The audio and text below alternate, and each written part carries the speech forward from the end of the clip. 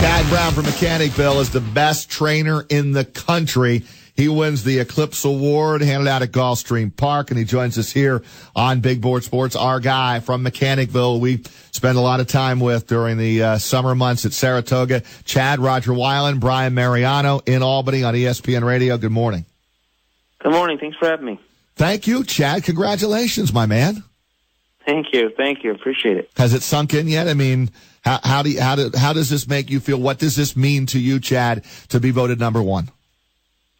It means a lot for me and my team, and of course my family and everyone involved. So everyone put in a lot of work, and most proud of my team and all my clientele and my horses, because they ride with the ups and the downs in this game of horse racing, and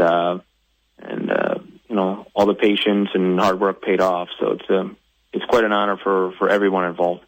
How did you do it this year, Chad? What was the difference? I mean, you had just a record-breaking year in so many areas. And I think the biggest probably would have been you winning the Saratoga riding title or training title and unseating Todd Pletcher. But what was it that made this year for you so special? We finally had a large number of high-quality horses in the barn all at the same time, which is hard to capture in one season, and everything just fell into place. We had those talented horses.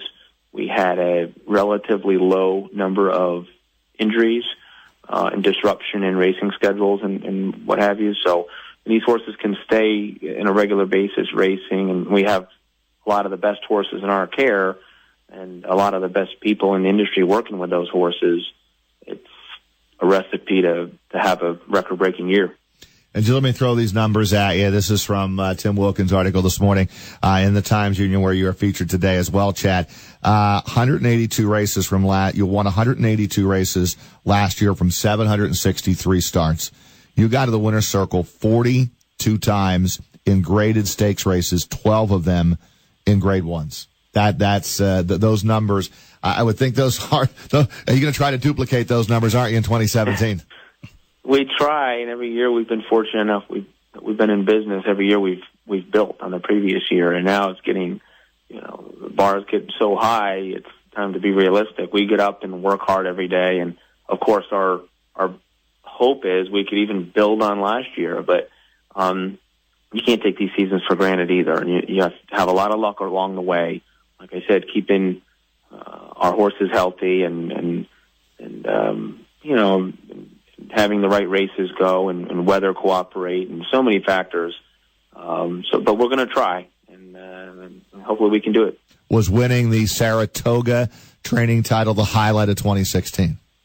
Absolutely. Yeah, winning that title finally with my friends and family all there, and having the 1,000th career winner at Saratoga. It was all just perfect for me personally, and a real memorable year. Chad, Brian Mariano in with Roger today. Let's go back to Travers Day when we saw the race of Lady Eli. She runs second, but came back and had a great performance at the Breeders' Cup. Where is she looking next? How is she doing, and where are you looking to point her next? She's doing great. She had a heartbreaking loss in the Breeders' Cup, but the fact she's made it back this far from such a serious injury is just remarkable.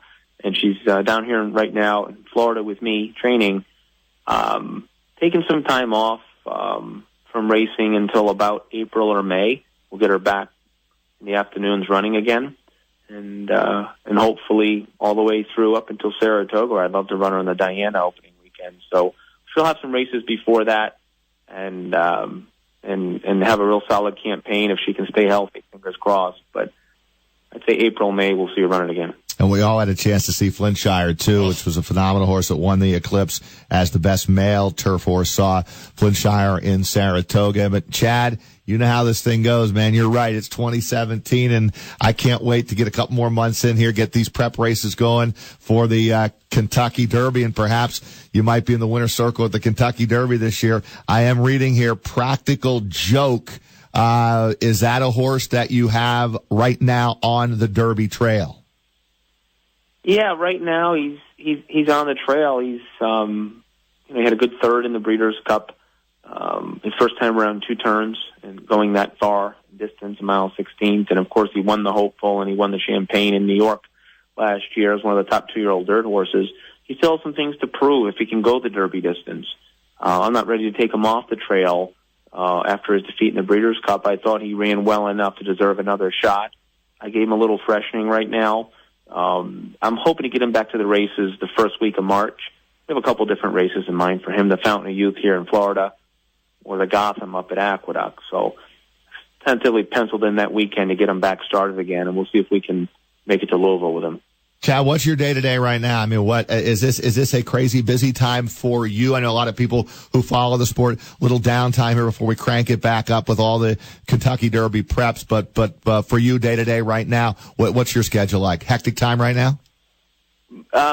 Right now, not as much racing this time of year for me. We're still busy in the mornings training a lot of horses and doing some planning, and we're resting some horses, bringing in some new horses. So there's some shuffling of the roster going on. I don't race quite as much right now. The horses do need some rest. But as the months go on here into the year, you'll see an increased presence in the entries for our stable. Well, Chad, congratulations on being the best, man. The Eclipse gets no better than that for you, and I know everyone in the Capital Region is really proud. Certainly, all your fans, horse racing community here, we've been rooting for you, and you've reached the top, and we look forward to a great 2017. Well, thanks for having me, and thanks for all the great coverage all the time of my team. They appreciate it. Thank you, Chad. We'll see you soon, man. Thanks, Chad. Take care. Take care.